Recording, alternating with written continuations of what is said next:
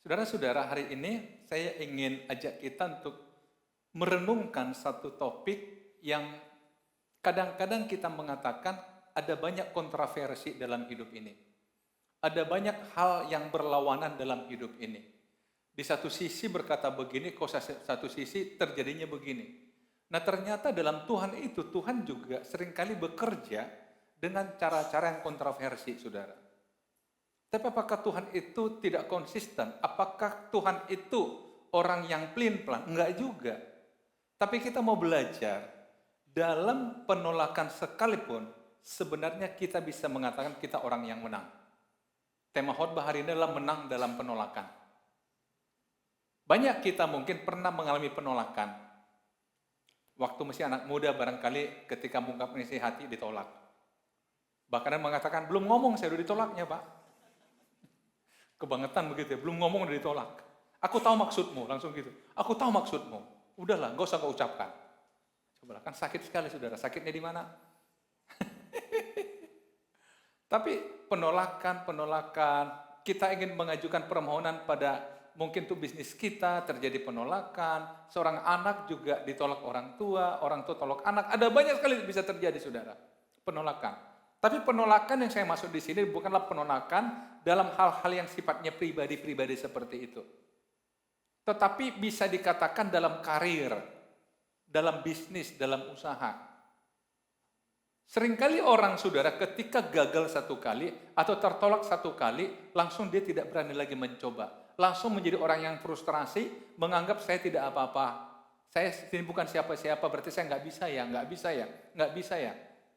Saudara-saudara, sekali lagi saya ulangi, orang berkata begini, sebenarnya yang ditolak bukan permohonan kamu, tapi kamunya yang ditolak. Sama aja, penolakan tetap penolakan. Saudara-saudara, ada kalanya Tuhan membawa kita pada kondisi yang memang akan ditolak. Tapi kita bertanya, kok dibawa pada kondisi seperti itu? Mari kita belajar dari Keluaran pasal 7, dari kehidupan Musa. Berfirmanlah Tuhan kepada Musa, lihat, aku mengangkat engkau sebagai Allah bagi Firaun, dan Harun abangmu akan menjadi nabimu. Saudara tahu siapa ini Musa? Musa itu dihampiri Tuhan kembali setelah 40 tahun meninggalkan Mesir. Alkitab mencatat kalau saudara baca dalam Keluaran pasal yang ketiga, ketika dia sedang mengembalakan ternaknya di tengah-tengah hutan, tiba-tiba Tuhan datang dengan cara yang tak terduga. Dia melihat ada semak duri yang menyala tapi tidak terbakar. Biasanya kalau ada nyala api berarti ada yang terbakar. Tapi ini ada nyala tapi tidak ada yang terbakar. Ketika Musa menghampirinya, Tuhan katakan, Musa, tanggalkan kasutmu, tempat itu kudus. Loh, sejak kapan tempat kudus? Tapi Musa nggak mau berdebat, sudah ditanggalkan kasutnya. Artinya begini, dimanapun Tuhan hadir, tempat itu jadi kudus, saudara. Dimanapun Tuhan hadir. Jadi saudara-saudara, terjadi dialog di sana, singkat cerita. Tuhan katakan, Musa, aku udah dengar jeritan dari anak-anakku yang ada di Mesir. Kenapa? Saudara tahu, dari mana orang Israel sampai di Mesir? Di zamannya Yusuf. Saat itu 60-an orang saja yang datang ke Mesir ketika Yusuf jadi Perdana Menteri. Tapi ketika Tuhan suruh Musa kembali ke sana, zaman itu Alkitab mencatat laki-laki dewasa saja kurang lebih 600.000. Kalau tambah wanita dengan jumlah yang sama 1,2. Kalau tambah anak-anak jumlah yang sama 1,8 juta. Berarti sudah banyak umat Tuhan, orang Israel di Mesir, tapi mereka akhirnya diperbudak oleh orang Mesir.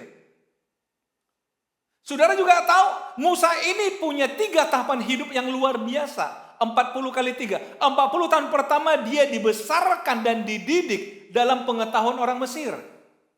Dalam Kisah Rasul mengatakan apa? Sampai Musa berkuasa dalam perkataan dan perbuatan. Gimana enggak ditanam 40 tahun saudara? Tapi Tuhan izinkan dia ditolak. Waktu dia ingin menolong umat Israel, dia ditolak, betul? Bahkan dilaporkan sampai kepada Firaun bahwa dia membunuh orang Mesir. Firaun kejar dia dan dia lari. Itulah awalnya Musa, lari dari Mesir. 40 tahun lamanya, 40 tahun kedua, dia ada di mana? Di padang gurun. Dia ketemu dengan seseorang yang punya peternakan. Akhirnya dia bekerja di peternakan dan puji Tuhan jadi menantu pemilik peternakan. Kan enak saudara, jadi menantu pemilik perusahaan. Jadi saudara melamarlah di sebuah perusahaan yang ada potensi mengambil saudara jadi menantunya. Saudara-saudara, dia bekerja di sana. Dan dia sudah nyaman, sudah 40 tahun lamanya. Dia sudah melupakan mimpi di Mesir menjadi orang besar. Tapi Tuhan katakan apa? Di akhir 40 tahun kedua itu. Musa, aku pengen kau kembali ke Mesir. Aku perlu kau kembali ke Mesir. Saudara bisa bayangin. Di tempat di mana Musa pernah gagal. Pernah ditolak. Tuhan suruh kembali ke situ. Nggak gampang, betul? Di mana saudara pernah gagal, pernah ditolak, Tuhan suruh kembali ke situ, memimpin orang yang menolak saudara. Hah? Gimana caranya?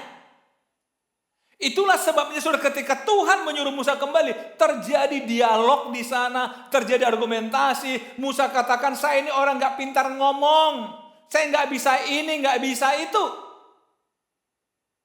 Itulah sebabnya Tuhan katakan apa?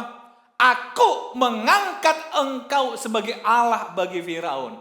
Firaun yang mengejar Musa. Mungkin dalam daftar di masa lalu kalau dibongkar saudara, Musa wanted, DPO. Disuruh kembali ke Mesir. Ketemu dengan Firaun yang punya kuasa. Saudara-saudara bisa bayangin. Seandainya sudah pada posisi Musa, bisa kita pahami kenapa Musa bolak-balik menolak. Tapi Tuhan katakan, aku mengangkat engkau sebagai Allah bagi Firaun. Wow. Allah bagi Firaun. Bagi Firaun bukan bagi bangsa-bangsa ya. Artinya apa? Firaun yang kau takuti. Firaun yang punya kuasa. Tapi engkau jadi Allah bagi dia. Artinya apa? Tuhan janjikan, nanti kau lihat. Firaun akan sujud menyembah engkau. Dan yang dikatakan apa? Aku gak pintar ngomong. Oke, aku akan berikan Harun abangmu sebagai nabimu, juru bicaramu. Itulah sebabnya Alkitab mencatat, selalu kalau Musa ketemu Firaun, dia bawa abangnya. Karena abangnya yang menjelaskan banyak hal. Abangnya menjelaskan banyak. Karena abangnya saudara gak pernah keluar dari Mesir. Dia paham segalanya di Mesir. Sementara Musa udah 40 tahun ninggalin Mesir. Saudara-saudara, itu yang terjadi.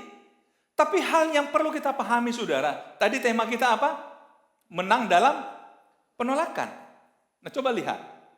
Yang pertama harus kita pahami adalah Tuhan sengaja katakan pada Musa untuk membangkitkan rasa percaya diri dia. Aku mengangkat engkau sebagai Allah bagi Firaun. SK-nya turun saudara. Aku mengangkat engkau. Gimana saudara? Kalau SK udah turun kan udah enak saudara. Aku mengangkat engkau. Artinya begini saudara. Kalau SK Musa dari Tuhan turun, dia menghadap Firaun, dia akan kata dalam hatinya, loh kau boleh raja, tapi aku Allahmu loh kata Tuhan. Allahmu loh kata Tuhan. Saudara saya bandingin ya. Saya ini kan pendeta saudara, saya tidak pernah berbisnis, nggak pernah jadi pengusaha, nggak pernah duduki jabatan apapun di pemerintahan dan sebagainya. Tetapi kan saya harus berkhotbah. Saya nggak katakan saudara Firaun, enggak ya, saudara jangan samakan, jangan. Bukan ke sana arah saya. Contohnya satu ketika saudara, dulu saya masih kuliah baru S1, S2 saya belum selesai. Tapi tiba-tiba di USU itu namanya perayaan hari besar umat Kristen dan ada pengurusnya begitu. Satu ketika mereka ini buat Bible study, ngundang saya Pak Elim, mau nggak kasih Bible study ke kami dosen-dosen di USU? Langsung ngomong ke saya, Pak ini anggotanya banyak profesor Pak. Hah? Saya S1 tapi suruh Bible study ke profesor. Jujur, agak gugup juga saya. Saya S1. Profesor S3 plus. Ya kan? Tapi saya mulai dalam doa saya, seperti Tuhan katakan, iya, mereka orang hebat dalam profesinya dia. Kau ini hambaku. Kau tuh menyampaikan isi hatiku. Yang kamu sampaikan firman Allah. Wah, saya percaya diri, saudara. Saya mau. Saya pimpin PA di sana. Kenapa? Tuhan mengangkat aku. Amin, saudara. Loh, saya harus cerita nih. Saya pernah juga, saudara tahu, di orang Batak. Waktu itu masih anak muda saya, orang Batak. Kalau masih anak muda ngomong sama orang tua itu kan agak kurang dianggap, saudara. Satu ketika, saudara, ada satu persekutuan orang-orang tua di Lubuk Pakam. Saya baru aja pulang ke Medan, setelah saya kuliah dari Jogja, saudara. Saya dihubungi. Kebetulan ada anak muda di sana itu, teman saya bilang, Bang, sini kan ada persekutuan orang tua, Bang. Abang mau nggak khotbah di persekutuan orang tua? Orang Batak semua, Bang. Khotbahnya bahasa Batak. Hah? Saya bilang, saya bahasa Batak cuma bisa dengar. Jangan suruh ngomong. Saya lahir di tebing tinggi, saudara. Jadi nggak begitu fasih lah. Ngerti. Tapi kalau suruh ngomong khotbah, itu saya keringat dingin pun tetap nggak bisa. Jadi jangan paksa saya, saudara. Jadi saya katakan, nggak bisa, saya nggak bisa bahasa Batak. Nggak apa-apa, Bang, yang penting bisa bilang horas kan, bisa. Tapi sudah dia bujuk-bujuk saya bilang oke deh. Jujur, saudara, saya ke sana itu masih anak muda, masih lagi lugu-lugunya, baru selesai S1, umur baru 24. Saya ketemu di sana, saya lihat ekspresi mereka, yo, kok anak-anak khotbahin kita kan gitu. Jujur, mereka langsung gini aja lihat saya. Benar, ini kisah nyata. Cuma saya udah siapkan mental saya. Saya langsung bilang gini, saudara-saudara, saya bangga sekali bisa berdiri di sini. Sebenarnya jujur, saya nggak percaya diri. Bagaimana mungkin seorang muda harus berhadapan dengan orang tua. Tetapi doa saya sama Tuhan ketika saya bilang, Tuhan saya nggak percaya diri, saya masih anak muda. Tuhan katakan, karena justru engkau orang muda lah, aku panggil engkau. Kalau memang tunggu tua kau, kenapa enggak setelah tua kau kupanggil? Makanya sih saya berani berdiri, karena saya membawa mandat dari Tuhan. Tuhan mengangkat aku jadi hamba Tuhan. Akhirnya ketika aku buat nama Tuhan, mereka mulai bergerak melihat ke depan. Otoritas dari Tuhan saya bawa. Makanya pendeta hebatnya di situ, saudara. Enggak masuk saya di sini, saudara. Kita seringkali anak Tuhan enggak percaya diri. Padahal Tuhan sudah mengangkat kita sebagai anaknya. Halo. Kok nggak percaya diri sih? Aku nggak bisa apa-apa. Aku nggak bisa apa-apa. Nah kan, udah aku bilang nggak bisa apa-apa, ya kan? Makanya Tuhan pada Musa, aku mengangkat engkau sebagai Allah bagi Firaun. Saudara gimana, saudara? Jadi apapun yang saudara yakin dari Tuhan, percaya diri. Tuhan yang mengangkat saudara dalam profesi apapun itu. Jadi bertanggung jawab, lakukan hal-hal yang terbaik di situ. Tapi yang menarik, saudara lihat, engkau harus mengatakan segala yang kuperintahkan kepadamu. Mengatakan segala yang kuperintahkan. Jujur, saudara, saya coba berpikir begini. Kadang-kadang kalau kita ingin menghadap orang yang kita takuti, yang kita segani, yang kita hormati, belum sampai di sana kita udah karang omongan di mulut kita. Betul, pikir nanti aku akan ngomong begini. Betul? Tapi begitu ketemu, gugup, hilang semua. Tuhan katakan aja apa yang kukatakan. Saudara lihat, katakan aja. Ini bagus sekali bagi saya, supaya Musa percaya diri menghadap Firaun. Nah, tetapi di sisi lain, saya katakan tadi kontroversi, saudara. Lihat di ayat yang ketiga. Tetapi aku akan mengeraskan hati Firaun. Tuhan, kau suruh aku ngomong sama dia, tapi kau keraskan hatinya. Maksudnya apa ini? Halo? Kalau saudara disuruh tolong temui bapak itu, tapi kau akan diusirnya. Temui bapak itu, tapi kau akan dimarah-marahinya. Saudara masih mau pergi? Tuhan suruh Musa ketemu Firaun, tapi Tuhan keraskan hati Firaun. Loh, ini gimana ceritanya Tuhan? Harusnya udah kelembut hatinya. Yang dulu dia sedang ini nih, tapi dia nggak akan apa-apa. Kau nggak apa-apain kok. Aku jamin nggak apa-apain. Oh, itu nyaman kita. Ini enggak. Ku keraskan hatinya loh. Kau kan dimarah-marahi loh. Mungkin kau diusirnya loh. Tapi kau harus pergi ke sana loh. Saudara-saudara, apa maksud Tuhan? Kenapa di satu sisi Tuhan suruh Musa bicara pada Firaun, tapi saat yang bersamaan Tuhan keraskan hati Firaun? Lihat saudara, aku akan apa? Memperbanyak tanda-tanda dan mujizat-mujizat. Kenapa Tuhan keraskan hati Firaun? Supaya ada kesempatan bagi dia melihat tanda-tanda dan mujizat-mujizat yang dilakukan oleh Musa. Kembali saudara, Musa datang sebagai seorang pelarian. Ketemu Firaun seorang raja. Kira-kira dia bisa apa? Reputasi kamu itu apa? Prestasi kamu itu apa? Ketemu dengan aku, meminta akan memimpin umatku, umat Israel keluar dari Mesir. Maka Tuhan katakan sengaja kurang hati supaya ada kesempatan bagimu mendemonstrasikan mujizat Tuhan. Jadi saudara, ketika saya renungkan ini, kadang-kadang memang Tuhan kasih halangan, rintangan di depan kita. Supaya kita bergantung pada Tuhan. Supaya Tuhan punya kesempatan untuk menunjukkan mujizatnya, tanda-tanda ajaibnya. Saudara-saudara, dikeraskan Tuhan. Tapi Tuhan kan gak diam.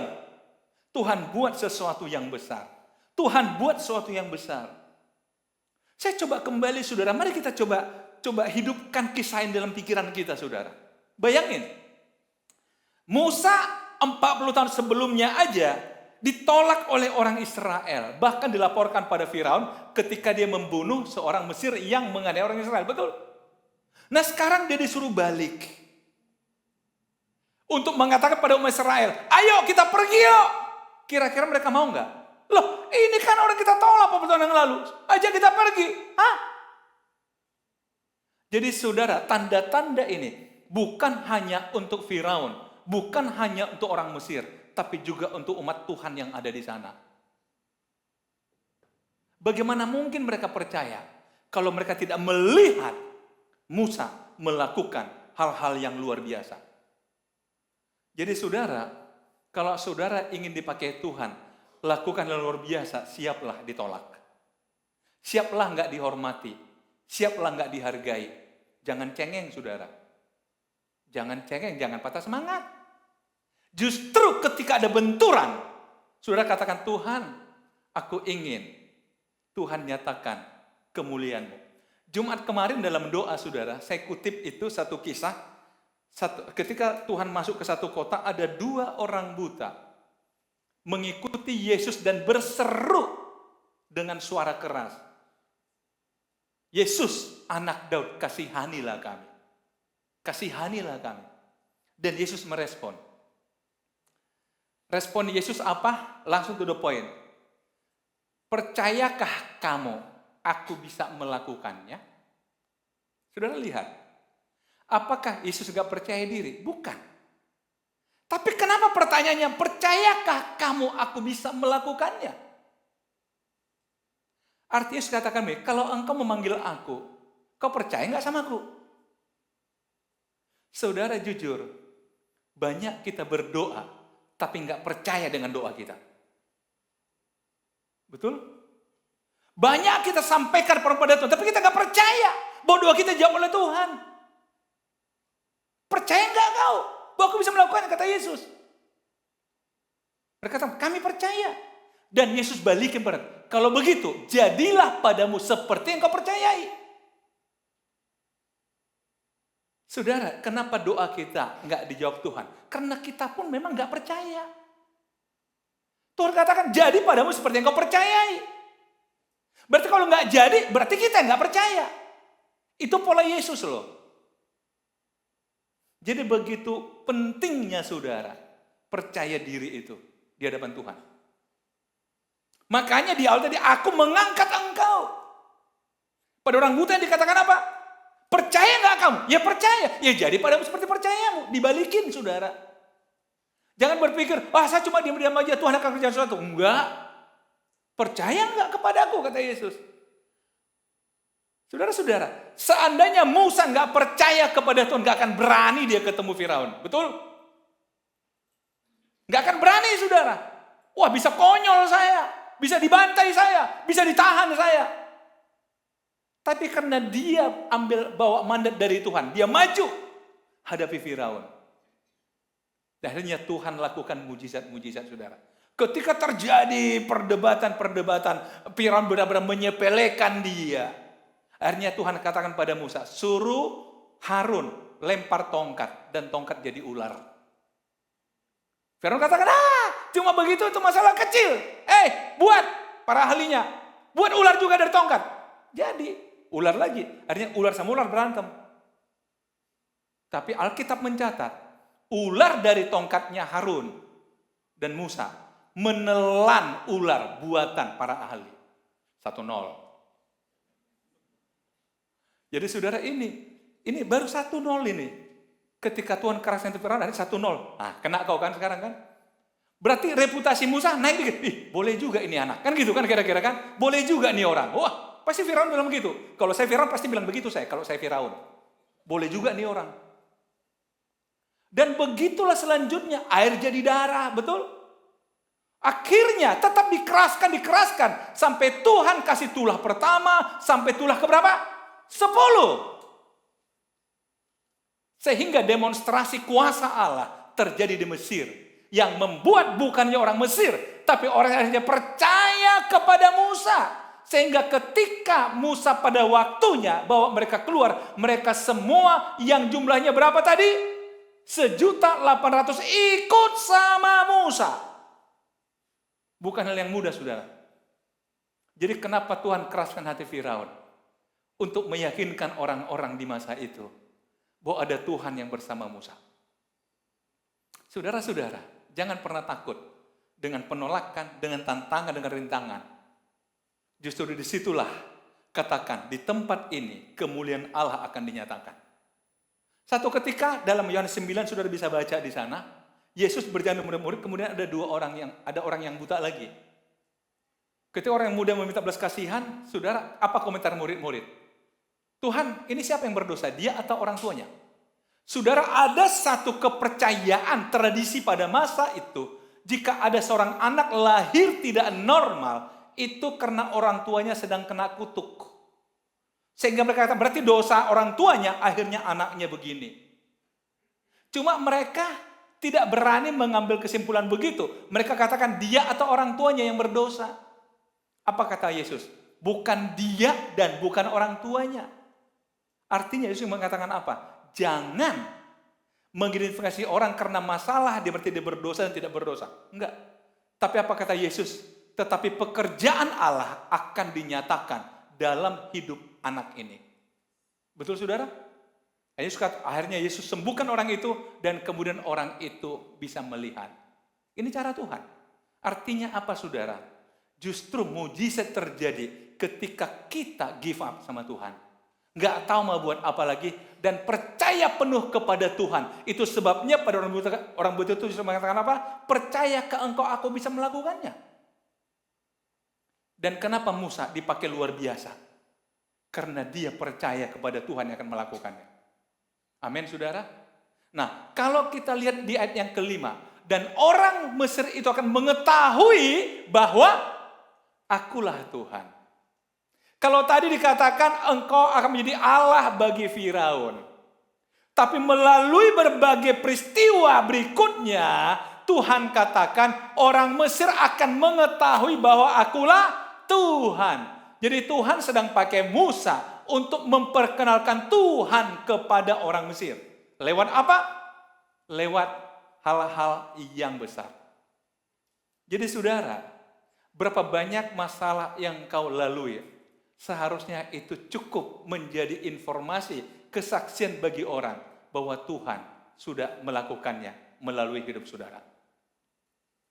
Saya suka orang mengatakan keberhasilan tidak diukur dari berapa tinggi posisi yang Anda sedang duduki, tetapi berapa banyak halangan, rintangan yang Anda sudah lalui. Itulah keberhasilan, itulah kesuksesan. Dan Musa mengalami berbagai rintangan. Sampai akhirnya apa? Musa bisa bawa pasukan besar keluar dari Mesir. Bangsa Israel. Dan saya ingin kita ambil ayat yang ke-6 ini, saudara lihat. Demikianlah diperbuat Musa dan Harun seperti yang diperintahkan Tuhan kepada mereka. Demikianlah diperbuat mereka. Saudara-saudara, saya kembali pada tema khotbah kita. Menang dalam penolakan. Penolakan bukan akhir segalanya. Tapi saudara akan menang kalau saudara melakukan apa yang diperintahkan Tuhan. Amin. Di tempat di mana saudara punya kesulitan, punya pergumulan, punya persoalan, sebenarnya Tuhan ingin dilibatkan di tempat itu untuk melakukan apa yang Tuhan inginkan. Kita hanya alat. Tuhan pengen menggunakan kita untuk mendemonstrasikan kekuatan Tuhan, kuasa Tuhan. Amin. Tuhan Yesus memberkati.